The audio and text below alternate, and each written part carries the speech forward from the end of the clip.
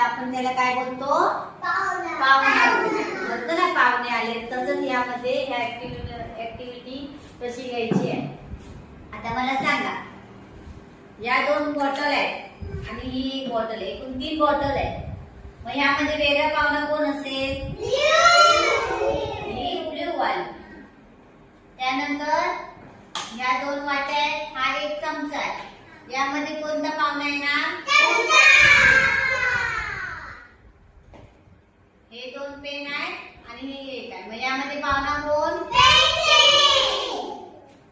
हे 3 बॅडमिंटन आहे. यामध्ये पाहुणा कोण? तू बरा, नितीश बरा, तू बरा, तू बिरा. आता यामध्ये पाहुणा कोण आहे सांगा?